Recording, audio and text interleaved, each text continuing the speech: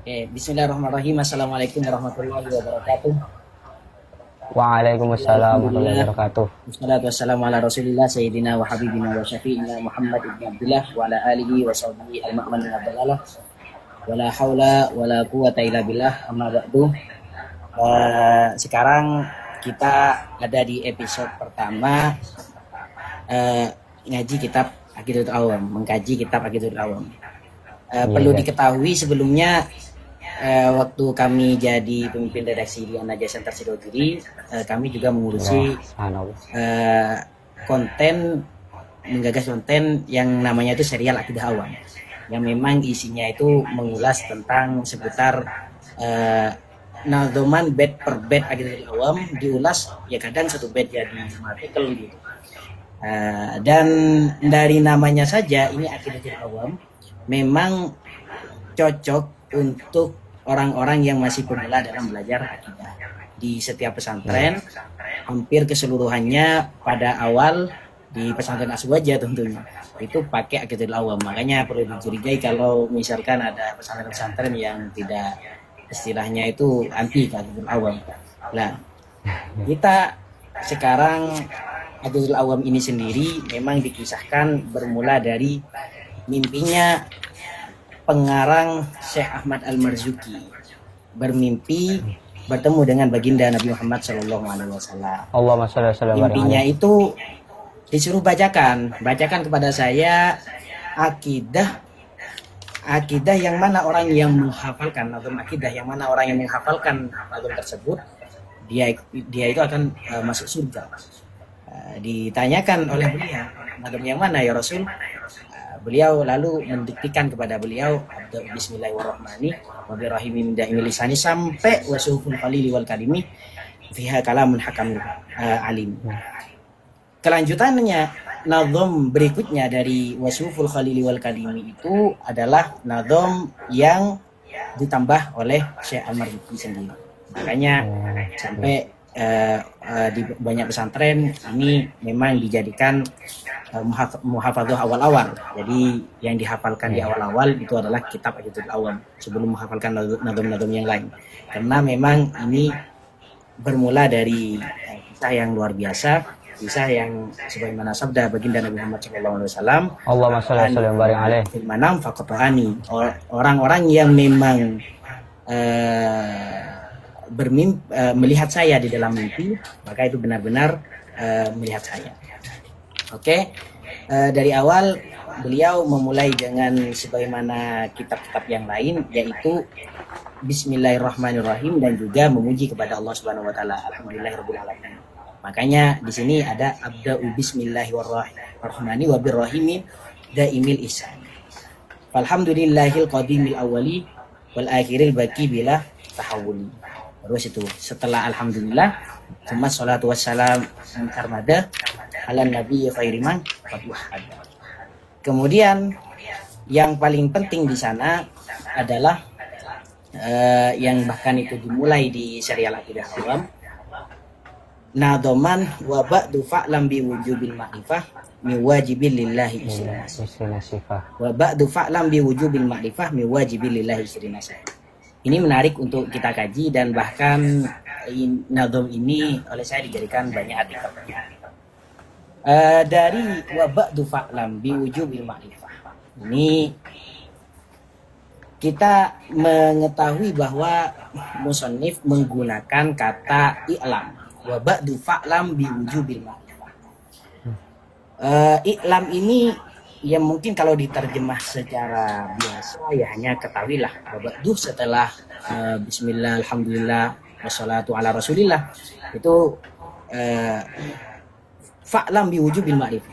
Ketahuilah bahwa wajib makrifat min wajibil lillahi isrina sifah. Wajib makrifat mengetahui kepada sifat-sifat wajib Allah Subhanahu wa taala yang berjumlah 20 sifat. Makrifat di sini kenapa kok pakai makrifat? Ulama memerincinya kembali. Apa sih yang dimaksud dengan makrifat? Makrifat itu adalah gampangnya kita meyakininya dengan menggunakan dalil. baik itu dalil ijmali maupun nanti tafsili.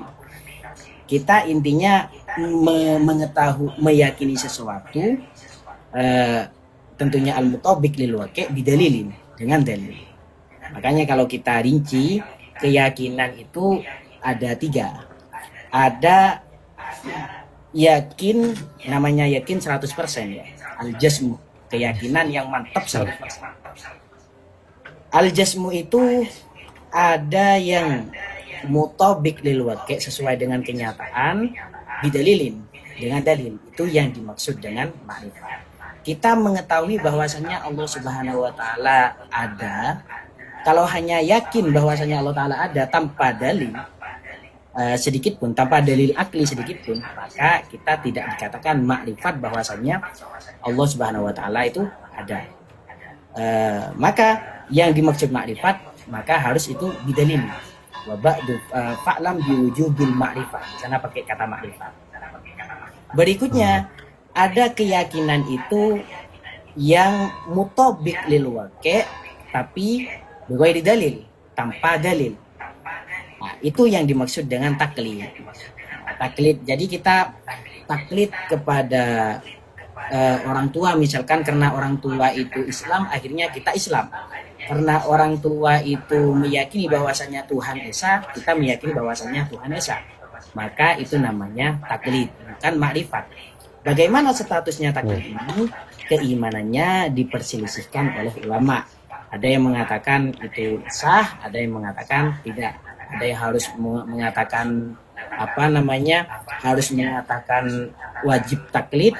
Ada yang mengatakan sah tapi dia berdosa gara-gara dia tidak nazar. Jadi kalau kita menggunakan dalil berarti harus nazar terlebih dahulu. Nazar kepada dalil tersebut. Padahal kita diberikan akal untuk nazar tersebut, untuk berpikir. Kita berdosa gara-gara meninggalkan berpikirnya. Lalu ada juga keyakinan yang tidak mutabaqah lil waqi', tidak sesuai dengan kenyataan. Nah, keyakinan 100% tapi tidak sesuai dengan kenyataan. Misal Trinitas dari kelompok Nasoro, dari Kristen, mengatakan Tuhan 3 kesatuan misalkan. Maka keyakinannya 100% yakin, tapi keyakinannya tidak sesuai dengan realita, tidak sesuai dengan kenyataan. Maka itu tidak termasuk makrifat, tidak termasuk taklid yang diperselisihkan ulama itu, tapi itu jelas kafirnya. Itu yang tidak mutabaqah lil waqi'. Misalkan juga ada Majusi yang meyakini ada 2 Tuhan di sana.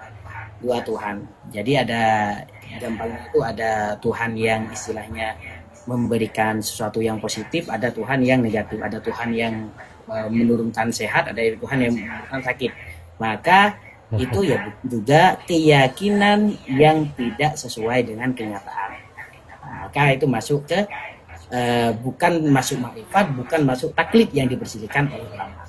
Maka kalau kita perinci lagi, tingkatan keimanan itu sebenarnya ada 6. Kok bisa ada 6? Karena kita mengetahui tadi 3 itu adalah keyakinan yang 100%. Ya, makrifat, dia yakin mantap 100%. Taklid juga mantap 100%. Keyakinan yang keliru itu juga keyakinan yang 100%. Ada juga 3 sisanya. 3 sisanya itu waham, syak, dan juga dhon. Dhon itu berarti keyakinan yang rojih, yang 75%. Syak itu yang 50-50. Yang waham itu adalah marju. Sesuatu yang hanya bersifat dugaan tidak sampai ke taraf 100%.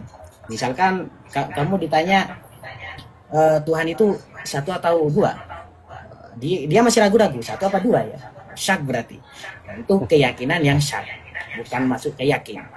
Maka berarti tingkatan keimanan yang 6 itu, yang dari yang 6 yang tidak diperselisihkan oleh ulama hanya 1, yaitu makrifat. Makanya di sini oleh Syekh Ahmad Zuki dikatakan wa ba'du fa'lam bi wujubil makrifat. Wajib hukumnya, wajib syar'i hukumnya kita mengetahui makrifat. Kalau 4 sisanya itu tidak diperselisihkan oleh ulama, jelas kafirnya. Dia ragu-ragu misalkan Tuhan itu kidam apa hadis, ya maka dia jelas kafirnya. Orang misalkan dia punya prasangka yang kuat bahwasanya Tuhan itu kodim, tapi hanya prasangka yang kuat, betul, maka ya tidak, ya juga ulama sepakat mengkafirkannya. Jadi yang satu itu jelas apa sahih, jelas itu tidak dibersihkan oleh ulama. 4 sisanya itu enggak. Kemudian yang taklid ini diperselisihkan oleh ulama. Jadi yang makrifat itu ulama sepakat itu sah, yang taklid itu diperselisihkan oleh ulama. 4 sisanya selain yang makrifat sama taklid itu semuanya dikafirkan oleh ulama. Makanya di sini oleh Syekh Al-Marzuki dikatakan wa ba'du fa'lam biwujubil ma'rifah biwajibil lillahi bisrin nasib. Nah sekarang pertanyaannya, kalau makrifat itu wajib, sebatas mana wajibnya makrifat? Wajib mengetahui menggunakan dalil.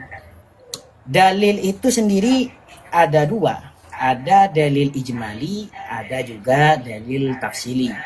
Dalil tafsili itu adalah dalil yang terperinci, dalil ijmali adalah dalil yang global. Bagaimana perbedaannya? Kalau dalil tafsili itu kalau kita misalkan ditanya lagi, apa buktinya Allah Subhanahu wa taala ada? Biasanya jawabannya adalah oh ya, karena ada keberadaan makhluk. Adanya alam. Betul alam, karena alam itu hadis yang membutuhkan kepada pencipta.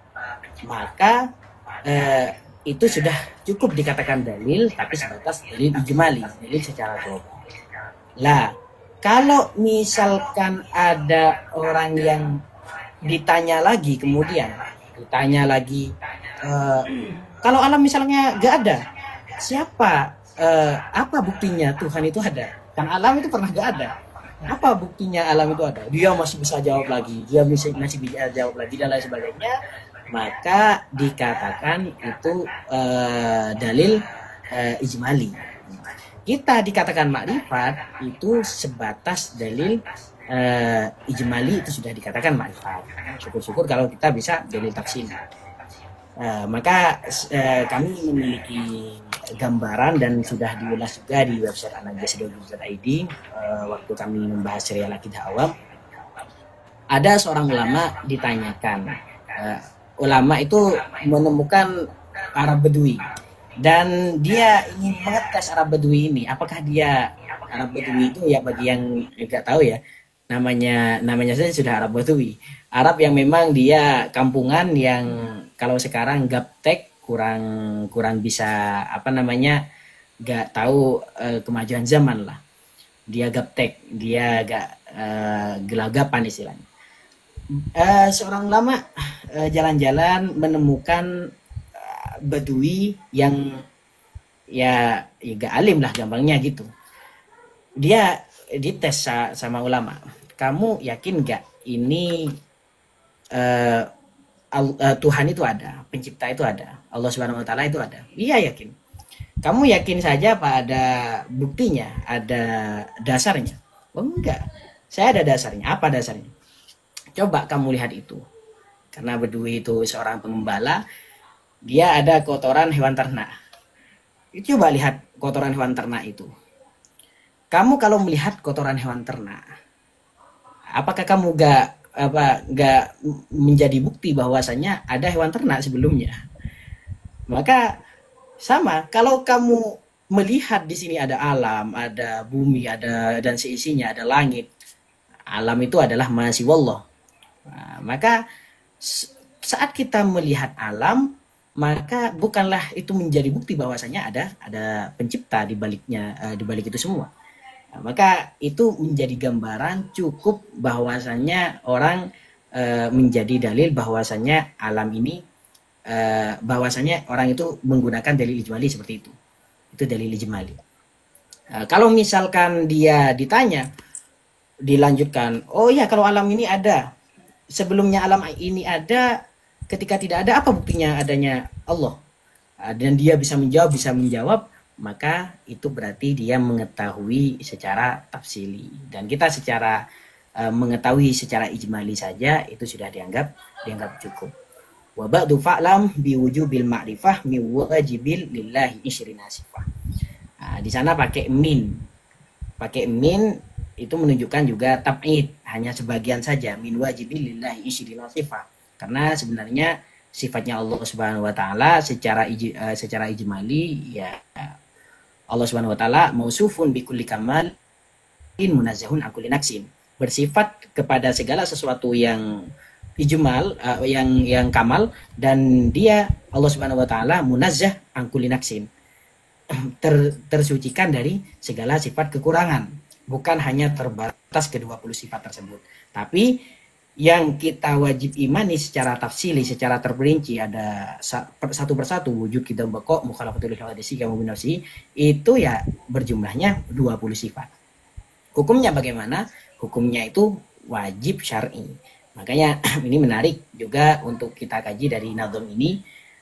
Kalau kita terjemah secara literal, wa ba'du fa'lam bi wujubil ma'rifah mi wajibil lillahi isyrina sifah. Di sana ada dua kata wajib di sana.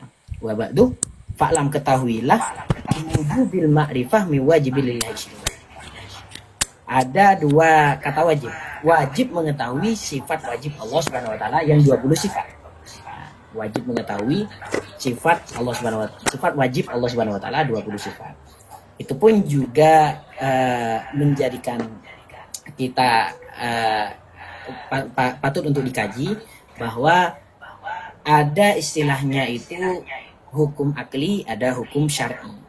Wajib yang pertama, orang mukallaf wajib mengetahui sifat wajib Allah. Orang mukallaf wajib, wajib itu berarti wajib syar'i.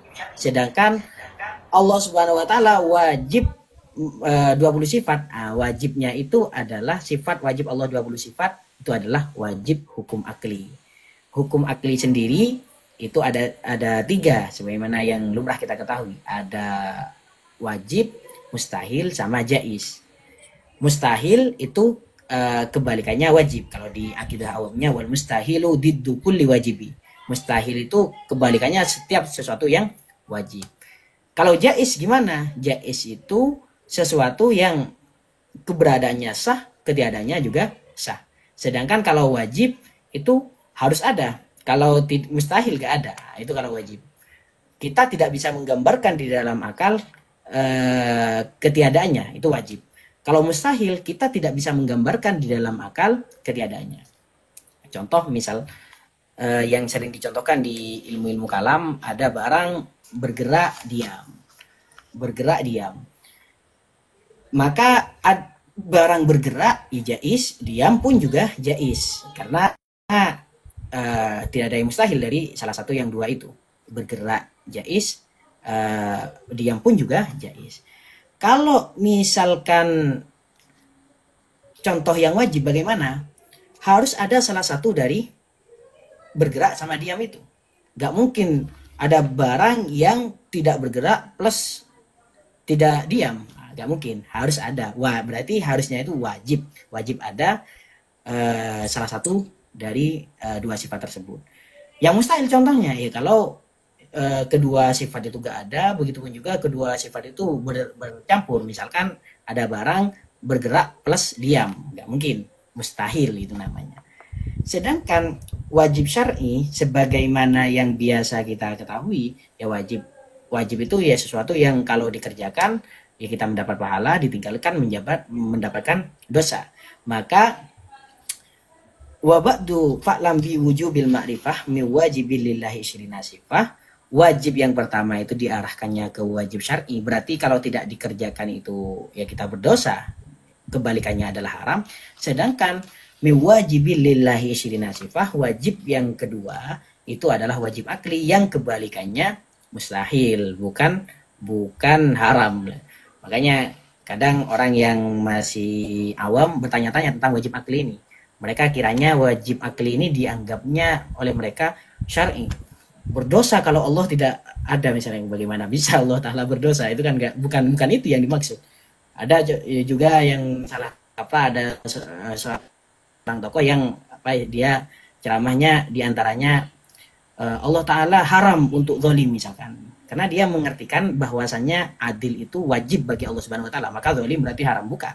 Karena wajib itu artinya adalah wajib akli. Yang mana kalau diterjemah secara Indonesia yang literal itu maknanya pasti. Maka kalau pasti kebalikannya antonimnya berarti bukan berarti haram dan lain sebagainya. Kalau pasti berarti ya mustahil kebalikannya. Sama wajib syar'i kebalikannya haram. Itu kalau wabak fa'lam biwujubil ma'rifah miwajibil lillahi syirina nasifah.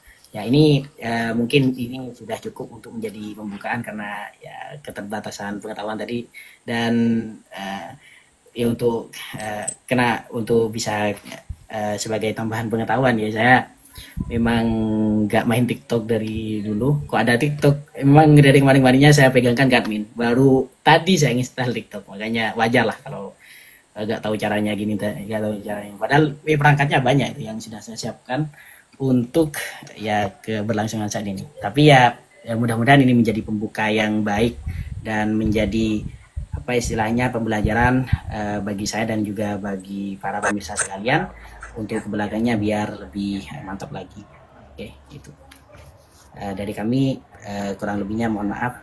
Wassalamualaikum warahmatullahi wabarakatuh. Kami kembalikan ke moderator lagi. Ya. Waalaikumsalam warahmatullahi wabarakatuh. Terima kasih Ustadz atas ilmu yang telah jenengan berikan kepada kami secara percuma. Dan untuk sesi selanjutnya yakni sesi tanya jawab. Jadi mungkin mohon para pemirsa yang hendak bertanya silahkan mengajukan pertanyaannya. Monggo para pemirsa yang beriman. Kami menyediakan jatah 2 pertanyaan. Jadi silahkan buruan Ustaz. Para sahabat dan aja, monggo.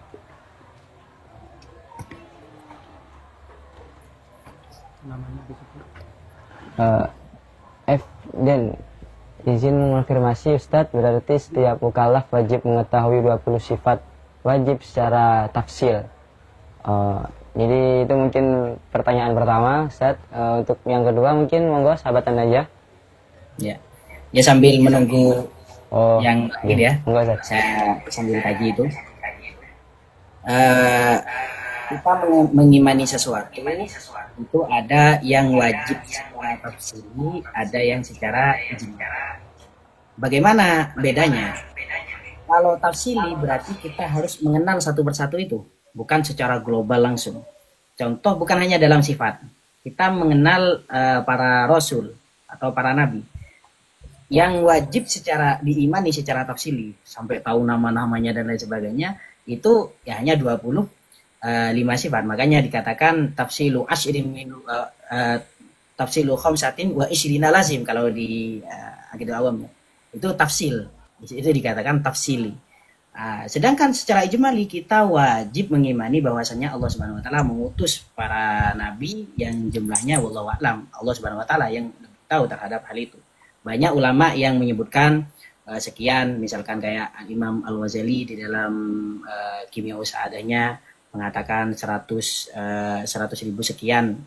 Itu ya juga itu termasuk pendapat-pendapat ulama dan tentunya masih diperselisihkan oleh ulama. Bahkan ulama ada yang mengatakan di syarahnya Kimia Sa'adah itu ada yang mengatakan kita memang lebih aman untuk kalau yang ijmali ya wis dipasrahkan. Biar kenapa? Biar tidak menisbatkan suatu nabi yang sebenarnya itu bukan nabi. Misalkan nabi ada 100 misalkan. Ternyata kita mengatakan ada 100, ternyata yang benar 99 misalkan. Maka berarti ada satu nabi yang sebenarnya bukan nabi. Atau misalkan ternyata 101, kita mengatakannya itu 100. Maka berarti ada yang nabi yang tidak tercakup di sana. Makanya ada yang wajib kita imani secara tafsili, ada yang diimani wajib secara ijmali. Termasuk sifat-sifat Allah Subhanahu wa taala, ada yang tafsili yaitu yang 20 sifat. Kenapa? Karena itu yang yang dituturkan di dalam nas-nas Al-Qur'an dan juga hadis. Begitupun juga selebihnya, ya maka ya kita meyakini bahwasanya Allah Subhanahu wa taala itu bersifat segala sifat kesempurnaan, dan juga meyakini bahwasanya Allah Subhanahu wa taala mustahil bersifat suatu yang nukson, kekurangan kepada Allah Subhanahu wa taala. Itu apa perbedaannya yang wajib tasili sama ijmali. Ya, malaikat pun juga banyak, bukan hanya yang 10 itu. Makanya di akidah dalam tafsilu asyri minhum jibrilu. Itu pakai tafsil juga. Yang tafsil di sana hanya asyrin, hanya 10. Sedangkan selebihnya dari itu kita wajib ya hanya meyakini bahwasanya Allah Ta'ala memiliki sifat, memiliki malaikat-malaikat yang mana ya tidak terhitung jumlahnya, gitu aja. Ya kita kembalikan ke moderator lagi. Iya, Ustaz. Terima kasih. Jadi mungkin monggo untuk para sahabat aja yang hendak mempertanyakan kembali. Tinggal satu lagi, Ustaz. Stok pertanyaannya, monggo, Ustaz. Seputar tema ya, seputar tema. Jangan yang keluar dari pembahasan. Ya. Seputar tema tentang mengenai akidah-akidah yang telah dijelaskan oleh Ustadz Muhammad tadi secara gamblang dan jelas. Mungkin itu yang dipertanyakan. Jangan sampai keluar dari rel kereta api, Ustaz. Ya. Ya. Jadi monggo sahabat aja. Mungkin ada yang memiliki persoalan di hidupnya mengenai tentang akidah gitu.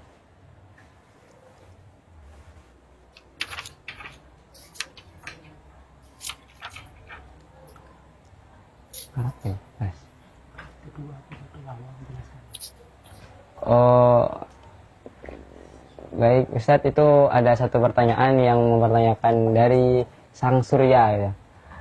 Bait kedua Aqidatul Awam. Bila tahawuli apa maksudnya Ustadz? Jadi ini mungkin tentang pemahaman dari lafaz dari nadom itu Ustadz. Jadi ada Sang Surya mempertanyakan tentang dari bait kedua Aqidatul Awam dari lafaz bila tahawuli, itu maksud dari lafaz tersebut apa ada maksud tersembunyi atau gimana Ustaz? Mungkin monggo. Ya, ini karena ini adalah nadom akidah, maka sama halnya nadom-nadom yang lain, di awal-awal nadomannya itu mengimplikasikan kepada yang berikut-berikutnya. Kayak misalkan alhamdulillahnya di sini, alhamdulillahil qadimil awali al akhiril baki bila tahawuli, itu mengindikasikan bahwa nadoman ke belakangnya yang memang membahas tentang sifat-sifatnya Allah Subhanahu wa taala. Bahkan termasuk tumas sholatu wassalamu samada ala nabi khairi man qad wahada. Pakai wahada di sana itu memang berarti ke belakangnya itu akan membahas tentang tauhid. Bagaimana tentang al-akhir bagi bila tahawuli? Bila tahawuli di sini kata ulama itu adalah bila taghayyur, berarti dengan tanpa perubahan. Zatnya Allah Subhanahu wa taala, sifatnya Allah Subhanahu wa taala itu sejak azali, maksudnya azali itu tidak ada awalnya. Malah awalalah, dari awal sedari ya dulu sampai sekarang tidak berubah. Dan memang Tuhan itu seharusnya tidak berubah. Makanya di beberapa agama lain lah istilahnya, memang saya meyakini, sebagian meyakini bahwasanya Tuhannya tidak berubah. Sampai dulu viral lagu yang Tuhan Yesus tidak berubah itu. Ya, karena memang Tuhan seharusnya bila tahawul kayak gini tidak berubah. Maka yang benar bagaimana konsepnya ya, sebagaimana di agama Islam ya, kayak konsep-konsep ketuhanan yang digagas oleh para mutakalimin, bahwasanya Allah Ta'ala itu al-qadimil awwali al-akhiril baki bila tahawul. Allah Ta'ala itu al-awwal al-akhir, maha awal, maksudnya maha awal bagaimana tidak ada awalnya. Al-akhir ya tidak ada akhirnya. Maha akhir tidak ada akhirnya. Al-baki, jadi al-qadim itu adalah al-baki itu abadi kalau di Indonesia sekarang, abadi di akhir. Sedangkan qadim itu ya kalau dibalik, abadi yang di awalnya bila tahawul. Jadi di awal di akhirnya itu tidak ada, begitupun juga ini tidak ada perubahan sama sekali dari awal sampai ke belakangnya bila tahawul. Terus ini juga sisipan tambahan mengenai bagaimana yang dimaksud al-awwal sama al-akhir. di Ahlussunnah wal Jamaah mengatakan Allah Ta'ala la awwala lahu wa la akhira lahu. Sedangkan di Asmaul Husna dan juga ya di sini juga al-awwal al-akhir. Allah Ta'ala al-awwal al-akhir. Tapi kita tidak boleh mengatakan bahwasanya lahul awwal misalkan kepada Allah Subhanahu wa taala lahul akhir. Justru kita mengatakan Allah Ta'ala itu la awwala lahu la akhira lahu. Maka itu ada penjelasan bahwa kalau Allah Ta'ala itu maha awal, maka seharusnya tidak ada awalnya. Kenapa? Karena kalau ada awalnya, maka berarti ada yang lebih awal daripada Allah Subhanahu wa taala. Misal saya itu awalnya 2002. Maka sebelum 2002 saya itu tidak ada. Karena perkara hadis itu sebagaimana di Nadham Khalid Bayyanya hududuhu wujuduhu ba'dal adam. Hadis itu adalah wujuduhu ba'dal adam, keberadaan setelah ketiadaan. Maka berarti keberadaan saya itu diawali oleh ketiadaan. Ada yang lebih awal daripada saya, yaitu ketiadaan saya. Maka berarti kalau Allah Subhanahu wa taala al-awwal, maka harus tidak ada awalnya. Keberadaannya tidak ada awalnya. Karena kenapa? Karena kalau keberadaannya ada awalnya, berarti ada sesuatu yang mengawali dari Allah Subhanahu wa taala, yaitu ketiadaan itu sendiri. Maka al-awwal al-akhir, maha awal maha akhir, berarti Allah Ta'ala itu la awwala lahu la akhira lahu. Itu sama sekali tidak bertentangan. Oke, ya itu dari kami.